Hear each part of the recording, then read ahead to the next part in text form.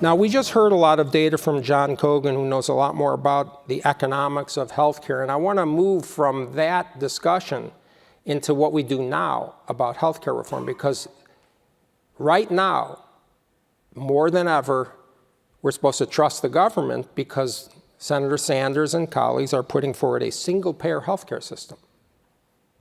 In this era, where trust in the government for health has been damaged, why is this even a proposal? Well, first of all, as John pointed out, basically Medicare and Medicaid, as well as Social Security, will ultimately and very quickly drown out all tax money for any federal expenditure. That includes defense or anything else. So the cost of health care is a problem. And the fact is that in the United States, for decades, and this is 2008 data, the cost of the amount of spending on health in the United States is far greater than anywhere else. This is more recent data, 2016. That hasn't changed.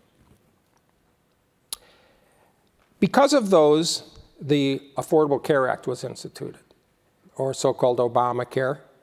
And that had two purposes: to contain healthcare costs by increasing the government regulatory authority and via new taxes. And secondly, to increase the insured population with an expansion of public insurance and with regulation of private insurance. There were many regulations added with the Affordable Care Act: new mandates on individuals and businesses, new regulations on private insurance plans, new regulations impacting healthcare payments, and a lot of new taxes. And the result of that was that a lot of people were enrolled into insurance, the overwhelming majority into Medicaid. Why does that matter? Well, expanding Medicaid versus expanding access to medical care or having an impact on care may not be the same thing. This is data over time to show that about half of doctors don't accept new Medicaid patients. You can call someone insured with Medicaid, that doesn't mean they're getting a doctor. The second part of that construct is that of the doctors who have signed a contract saying they will accept Medicaid, about half do not. How do I know that? This is data from HHS and the Office of the Inspector General. Almost half of primary care doctors and more than half of specialists do not accept Medicaid patients, even though they say they accept Medicaid patients. The other part of this puzzle is that the famous Oregon experiment on Medicaid, they looked at Medicaid on clinical outcomes. And the bottom line is this: Medicaid failed to improve physical health beyond no insurance at all. Health outcomes under Medicaid are worse than other insurance, private insurance, even controlling for the patients, for the medical illnesses, for the demographic, the characteristics that affect health. Major surgeries, cancers, heart procedures, transplants. These are the papers. I'm going to distribute the slides at the end of this if you guys want to look this stuff up, but this is peer-reviewed medical literature. I conclude the failure of Medicaid can be attributed to the restrictive Medicaid coverage itself, and really unethically leaving poorer patients isolated from the excellence of medical care that everyone who voted for the Medicaid expansion in Congress uses. They use private insurance. I mentioned Senator Sanders. He has recently put forward in May of 2023 a new Medicare for All proposal. That's a picture of the bill. The bill establishes universal, federally government-controlled health insurance that defines, regulates, and pays for all medical care in the United States. It explicitly, in writing, outlaws private insurance competition with the government insurance. It's not just an option. And therefore, it ultimately controls the allocation of all medical care. Sanders was quoted in one of the newspapers in the UK recently upon the introduction of that bill as saying we need single-payer health care, quote, to end the international embarrassment of the United States being only the only major country that does not guarantee health care. Elizabeth Warren chimed in and said, Medicare for All guarantees that every American will be able to get the health care they need when they need it. Kennedy said a long time ago, the great enemy of the truth is very often not the lie, deliberate, contrived, and dishonest, but the myth. This is the NHS celebrating 70 years in July of 2018, and they have an NHS constitution.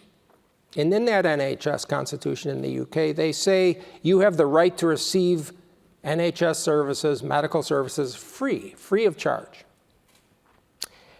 This is Magritte. This is a painting. Ceci n'est pas une pipe. Okay, what does that mean? It obviously means this is not a pipe, but that means this is a picture of a pipe. That's not a pipe.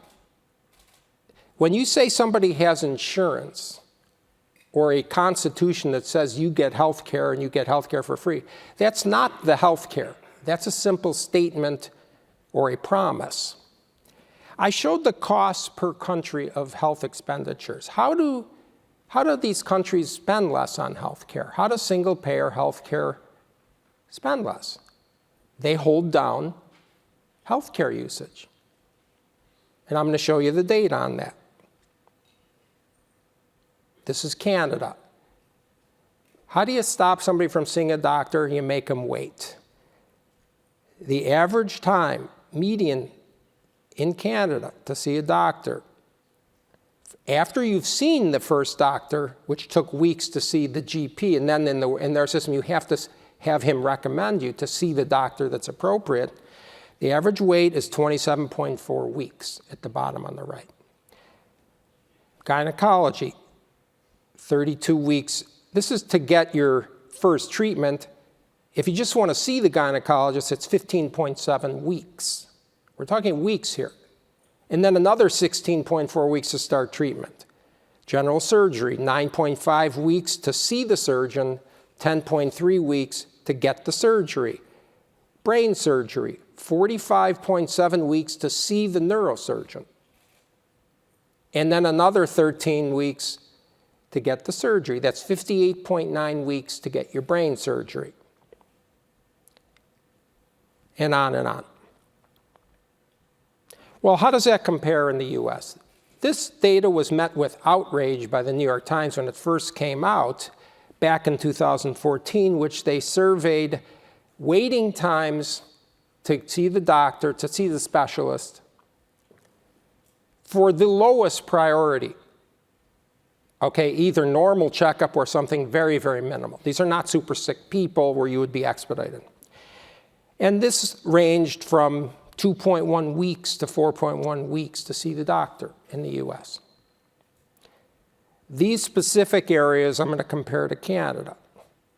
Cardiology for a US patient, 3.8 weeks. Canada, 6 weeks to see the cardiologist, another 10.3 weeks to get the first treatment. OBGYN for routine checkup, 4 weeks in the US, about 4 months to see the gynecologist. In Canada, another 16 weeks to get something done. Orthopedics, 2 weeks versus 16 weeks plus 32 weeks in Canada.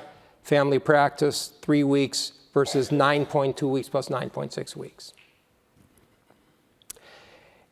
In England, the paradigm of single-payer health care, with all due respect to my British people in the audience here, in their free care, which costs 153 billion pounds per year, by the way, they now have 7.4 million patients on waiting lists. 3 million patients in the UK are waiting more than 4 months. And there are 371,000 waiting more than 1 year for treatment, including almost 30,000 who need surgery, waiting more than 1 year after referral from their GP. Half of neurosurgery patients are waiting more than 4 months. 41% of cancer patients in the category of being referred for, quote, urgent treatment are waiting more than 2 months for their first treatment. By the way, you'll note that Parliament there in 2013 even felt it necessary to issue a statement of, quote, zero tolerance for people waiting more than a year for care. Just the idea that that has to be issued as a statement should be very frightening to you, but they can't even meet that. This is their data. This is the NHS. This is official government data I'm showing you, by the way. They set a standard in the NHS in England. They thought it was acceptable that if they can meet a target of 85% of patients with cancer diagnosed who need urgent treatment, to get the first treatment. They said it's good if they can get 85% of those to be treated for existing cancer needing urgent treatment within 2 months. They said if they can do that, they're a success, which, okay, I don't know how they came up with that. Here's their data. 40% of people can't even get that. Even for the lowest priority checkups and purely elective routine appointments, the US wait times are far shorter. This is all comers, by the way. This is not just people like me with private insurance. All comers, United States. What about drugs? Most new drugs that are developed are cancer drugs. The overwhelming majority, by the way. This is the most recent data on the access to cancer drugs that are new. And when a new cancer drug is developed, it's very important, particularly if you have cancer. In the world, at the time of this, there were 54 new cancer drugs. And the question was, how many drugs were available in your country within 2 years in green, or within the total length of this study in blue, or not available? US, almost every one of them. This is not US-developed drugs necessarily. This is all the world's cancer drugs. This is what you get in the UK, 38 drugs. France, 23. Japan, 17. Mexico, 13. On and on. The NHS, believe it or not, has a budget impact test. This is what happens when government bureaucrats control healthcare. They decided that arbitrarily, if a drug, even though it was effective and cost-effective, was going to cost their system beyond a certain amount, they were not going to allow it, and they were going to sit there and try they gave themselves 3 years to negotiate the drug. Remember, most new drugs are cancer drugs. And what does that mean if they set a specific number of, say, in what they did, 20 million pounds per year? That means that, by definition, the more people that need the drug, the less likely it will be approved because it's more expensive for more people. There's a total amount of dollars here. For instance, a dementia drug for Alzheimer's that didn't exist at the time of the rule, it would have to cost less than 29.6 pounds per year per patient to be approved. Now there are new drugs for Alzheimer's. They cost about $1,200 a dose. A dose, not a year. They will not allow these drugs. Alzheimer's is the #1 public health problem in the world. This is a list of drugs that would not be and were not approved in the UK. These are very commonly used drugs in the United States and anywhere with good medical care. Drugs for heart failure, heart disease, eye disease, etc. What about access to critical care? This is the capacity of ICUs in critical care beds by country per 100,000 population or per 100,000 seniors, who generally are the ones who need ICUs in critical care. The United States is on the left, to the right are the other countries. What about advanced imaging, MRI and CT scanning? US is in gold, Canada and Great Britain are in red here. Why does this matter? Because every single patient with cancer gets an MRI and a CT scan almost everywhere in the world. They need it. Almost every patient with a surgical disease, except for an emergency surgery, and even they get a CT or an MRI. This is mainstay medical diagnosis. This is not some kind of fancy test. Well, you'd say, okay, what about the access? Does it really matter? Well, I'm going to take a look at some of the most common diseases. You could go through every disease, but this is the most common. Cancer. Better, statistically significantly better survival in the United States versus Western Europe for all cancers as well as every major cancer. Access to cancer screening tests might be something the government could do, by the way, you'd think, except the US has higher access to screening tests for mammograms, pap smears, PSA, colonoscopy, sigmoidoscopy than Canada in this data. What about treatment for chronic diseases like high blood pressure? The New York Times, again, was shocked at the appalling low percentage of people in the United States that got treatment once already diagnosed with high blood pressure, only 53%, and that is shockingly low. It's shocking evidence of how complicated our dysfunctional healthcare system is. They didn't bother looking at all the other countries. 25% of people in England diagnosed with high blood pressure get actual treatment, and on and on. What about the outcome of treatment? Successful control of high blood pressure. This is mundane medicine, but it's super common and very important as a risk factor for many, many diseases.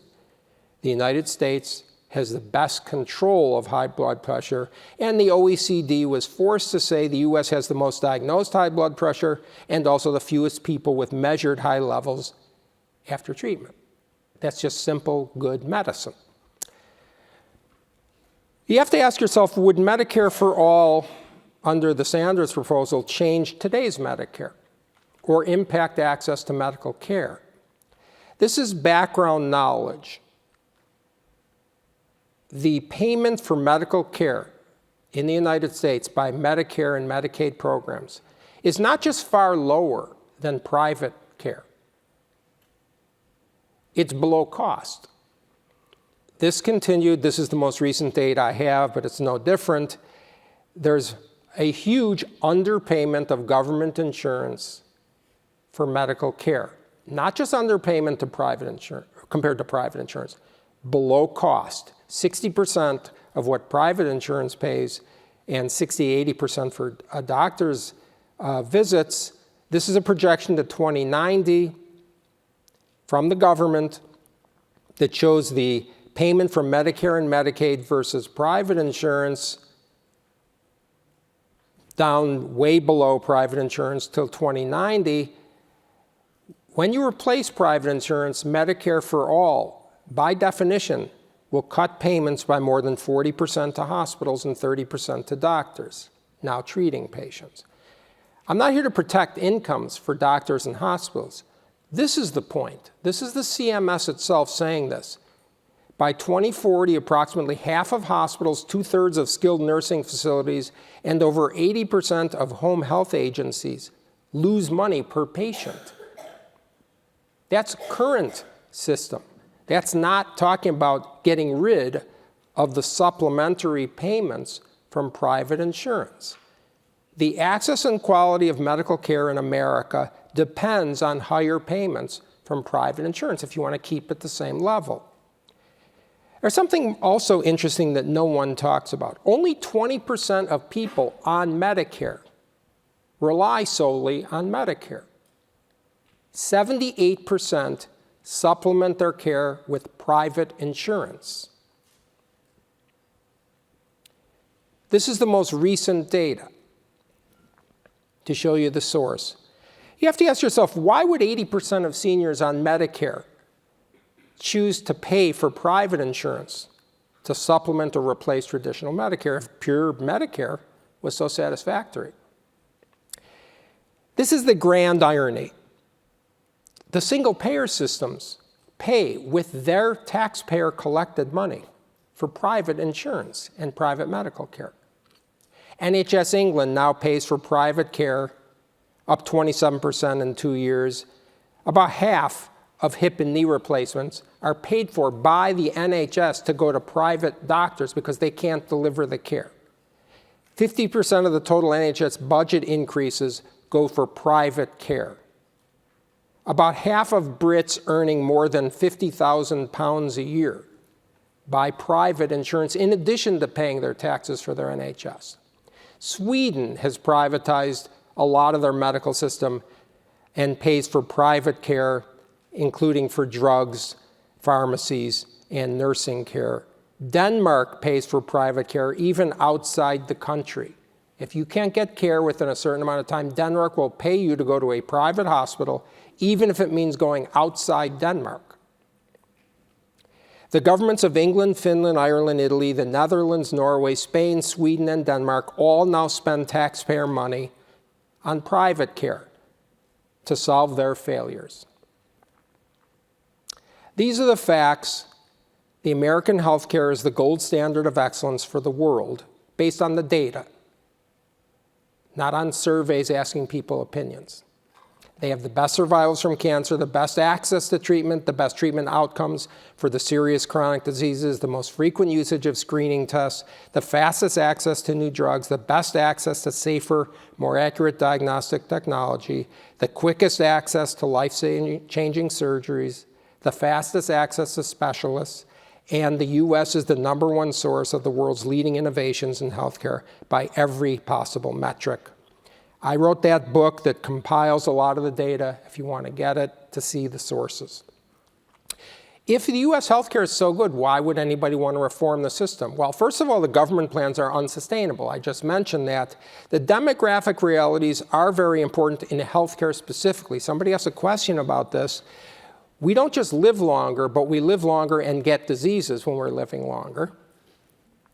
And the Affordable Care Act caused serious problems because it expanded government insurance, which I think is expanding Medicaid and saying you did a great job for poor people, to me, is grossly immoral.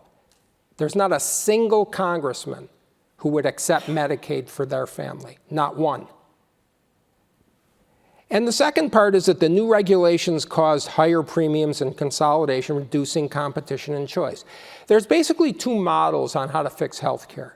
I'm on the side of a competition-based, consumer-driven system on the left here, which means removing regulations that shield consumers from caring about the price and block competition.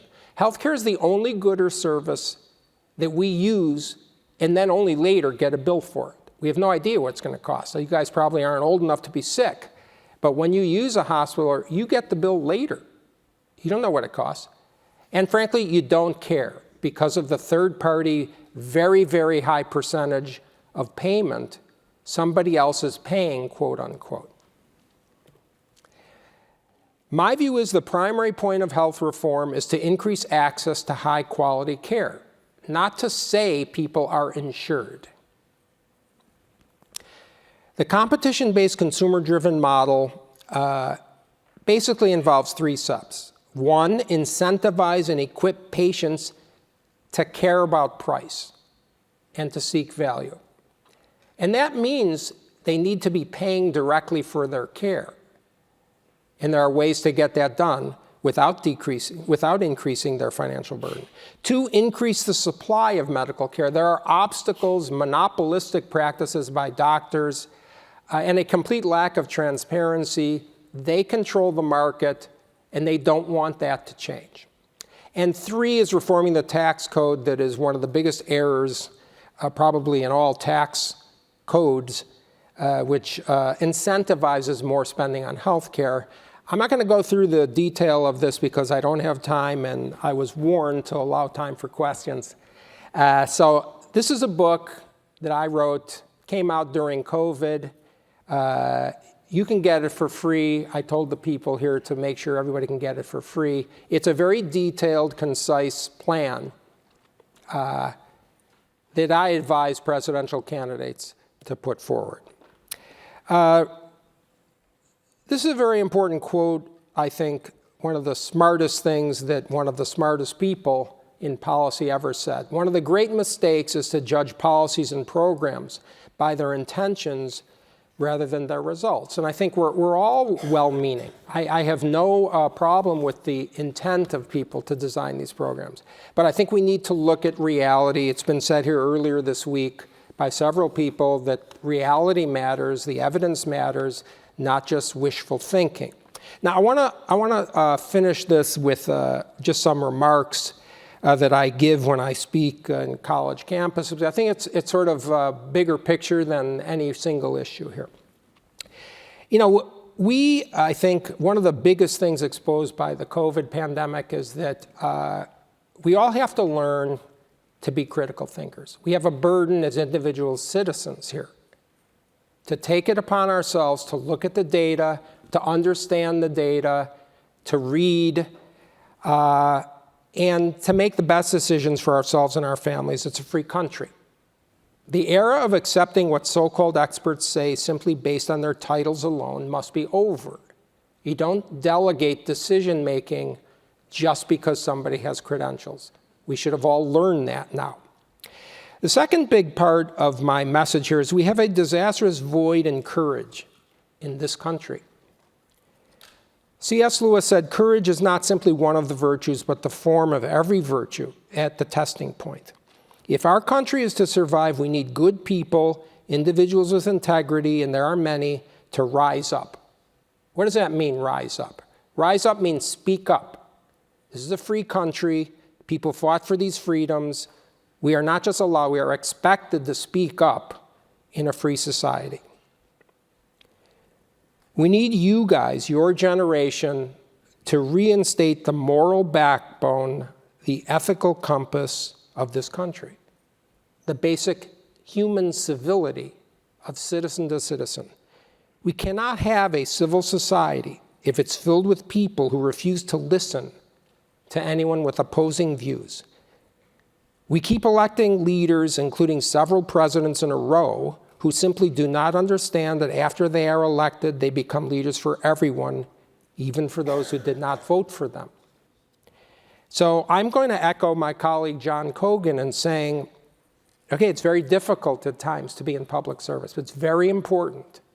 You can't be dissuaded by seeing how rough it can get. We need young people to come in, make sure we have a free exchange of ideas, make sure we have a discussion, and make sure we have everything we need to maintain really a free society that is the model for freedom, the hope for freedom for the entire world. It's not just the United States. The United States is the model for freedom. That's why millions of people come here from all over the world. Lastly, but not least, we have to never forget what G.K. Chesterton said, right is right, even if nobody does it. Wrong is wrong, even if everybody is wrong about it. Thank you.